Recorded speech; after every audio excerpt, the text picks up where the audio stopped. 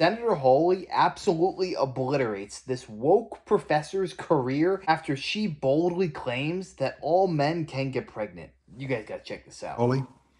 Thank you, Mr. Chairman. Thanks to all of the witnesses for being here. I want to visit with you, Ms. Maskey, but before I do, I just want to clear one thing up. Professor Bridges, you said several times, you've used a phrase, I want to make sure I understand what you mean by it. You've referred to people with a capacity for pregnancy. Would that be women? Many women, cis women, have the capacity for pregnancy. Many cis women do not have the capacity for pregnancy. There are also trans men who are capable of pregnancy, as well as non-binary people who are capable of pregnancy. So this isn't really a women's rights issue. We can recognize that this impacts women while also recognizing that it impacts other groups. Those things are not mutually exclusive, Senator Hawley. Oh, so your view is that the core of this right then is about what? So I want to recognize that your line of questioning is transphobic, and it opens up trans people to violence by not recognizing that. Wow, you're saying that I'm opening up people to violence by asking whether or not women are the folks who can have pregnancies? So I want to note that 1 out of 5 transgender persons have attempted suicide. So I think it's important because of my line of questioning? So we can't talk about it? Because denying that trans people exist and pretending not to know that they exist. I'm denying that trans people exist by asking you if you're talking about women having pregnancies? Do you believe that men can get pregnant? No, I don't think women can get So pregnant. you are denying that trans people exist? And that leads to violence? Is this how you run your classroom? Are students allowed to question you? Absolutely. Or are they also treated like this, where No, they're told that they're opening up people to violence? We have a good time in my class. You should join. Oh, I bet. You might learn a lot. Wow, I would learn a lot. I've learned a lot just in this exchange. Absolutely. Extraordinary. Yep. Ms. Matsky, let me ask you something.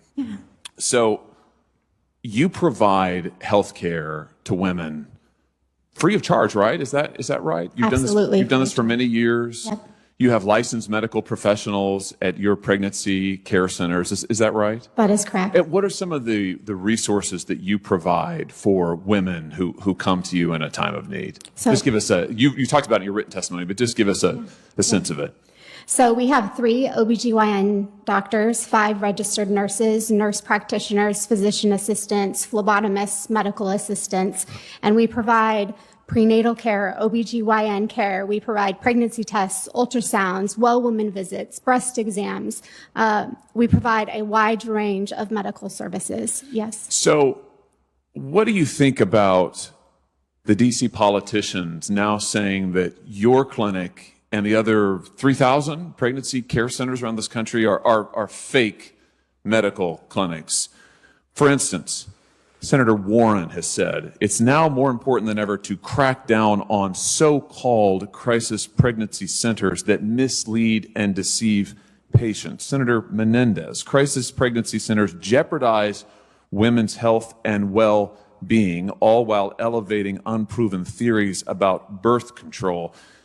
Senator Warner wrote to Google asking them to censor search results for care centers like yours, saying directing women to fake clinics that traffic in misinformation is dangerous to women's health and undermines the integrity of Google's search results.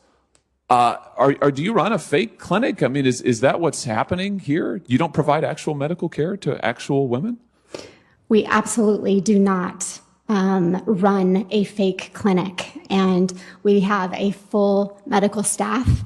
Like I said, many of our medical professionals have experienced abortion for themselves, including our OBGYN doctor who used to perform abortions. So our entire medical staff is there for women, whether they choose abortion and walk out the door or whether they choose life for their baby, and we support them for years after that. Do you think there ought to be an ideological test to be able to get medical care in this country? I mean, should we say to women, well, you have to agree with the DC Democrats' ideology, otherwise you can't go get medical care? Or maybe for you and the physicians who work at your pregnancy care center or the thousands of others across the country, should we impose an ideological test on them and say that, well, you have to agree with the DC Democrats' position on abortion or you can't provide medical care to women?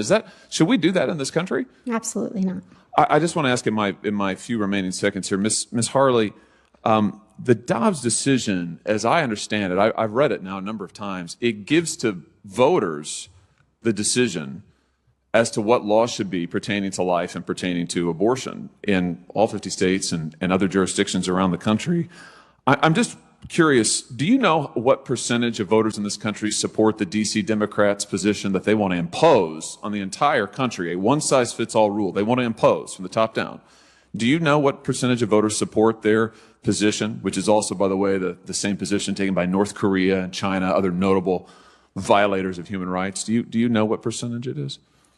I know that nearly 90% of Americans oppose abortion in the third trimester. The number that would support abortion up to the moment of birth has to be minuscule. It's a horrific policy. Yeah, I mean, based on the most recent Harvard poll that was just released just a few days ago, it's less than 10% of voters say that they would support abortion into the final month of pregnancy, and yet that is the law that the D.C. politicians want to impose on every voter in America, to take this away from the people, take it away from my state, take it away from all the other states and the voters in the states, but impose this law uniformly that is not supported by 90% of the American people. Talk about anti-democratic. At the same time, they want to shut down 3,000 pregnancy care centers all around this country.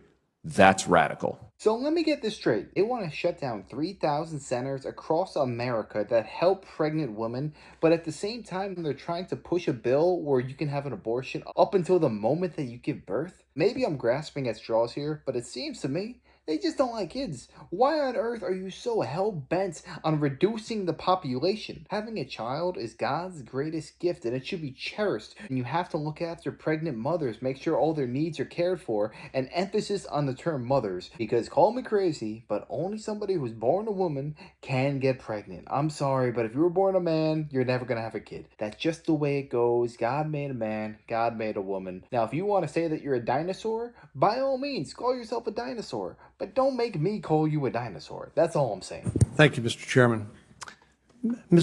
Professor Bridges, you, in your testimony, talked about the prevalence of abortion, the percentage of black babies that are aborted as opposed to non-black babies.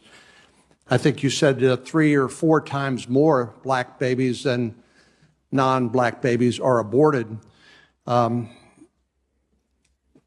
You also talk about systemic racism. Do you see any systemic racism associated with the prevalence of abortion for black babies as opposed to non-black babies? Absolutely. The higher rates of unintended pregnancy that lead to higher abortion rates among Black people is a result of structural racism, systemic racism. I understand systemic racism not to be boogeymen who are trying to dupe Black people into abortion care. I understand structural racism to be the systems that have made it so that Black people disproportionately bear the burdens of poverty in this country, the systems that have denied them the basics that they need in order to live humane lives, like food, clothing, shelter, health care. So you believe a system that responds with the criminal legal system. You believe there ought to be more black babies aborted, is that right? I believe that we ought to create the conditions under which people can lead lives that are filled with dignity and humanity. And that to means being able your way to, of thinking, that happens when more black babies are aborted. I believe, I love Black people with the capacity for pregnancy. I think they have agency, they have intelligence, they know what is best for themselves, and I would love to create the conditions under which they can live lives that are filled with dignity and humanity. And do you think a baby that is delivered alive has value? Yes. Do you think that a baby that is not yet born has value? I believe that a person with a capacity for pregnancy has value. They have intelligence. They have agency. They have I'm talking dignity. about the baby. And I'm talking about the person with the capacity for pregnancy. You're not answering the question. I'm asking. I'm answering a more interesting question to me. You think that the baby that is not yet born, let's say the day before this mother delivers, do you think that baby has value?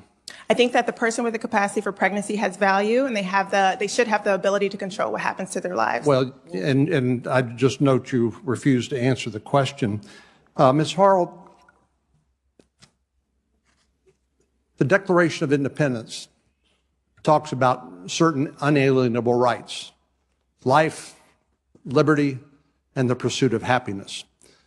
When do you think that unalienable right to life attaches? Human right. And when I answered Senator Booker's question earlier, that I think our laws should protect all human life, I think I was focusing on the heart part, and I didn't mean to suggest that it's a matter of congressional authority to enact the law that you described.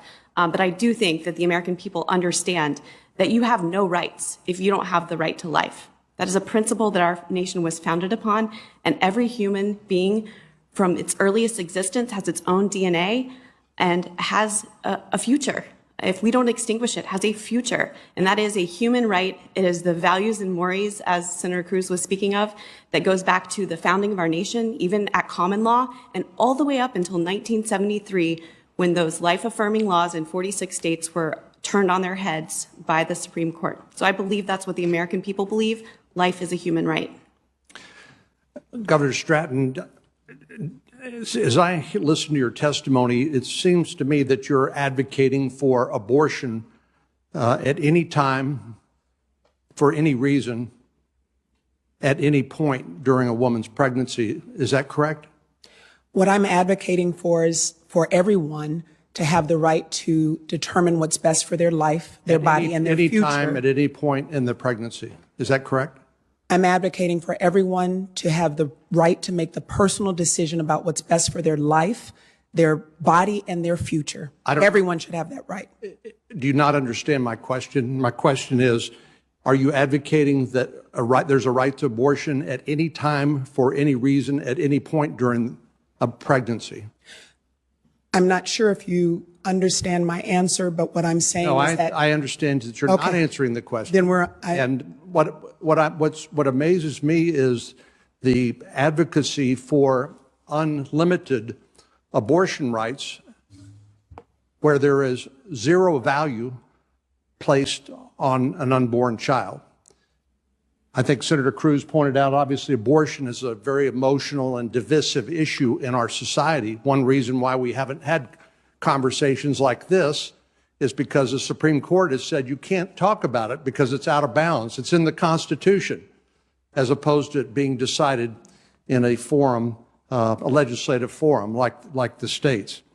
But what I don't understand is the argument that a unborn child has zero value the day before it's delivered, but then has value the day after it's born. Ms. Matzke, can you help explain that? Thank you so much, Senator. Yes, I actually can. As a matter of fact, here in California, there's a law that's about to be passed called AB 2223. And this law basically will allow, as a woman is in the midst of a chemical abortion and she delivers a baby alive on the floor at any stage of pregnancy or in a hospital, that baby, if this law is passed, has the ability to be born alive and left to die. No matter what, a baby in the womb or outside of the womb has value. And we are not just talking about the value of a life in the womb right now. We are also talking about the value of a life in California after it is born and allowing it to die up to 28 days after birth.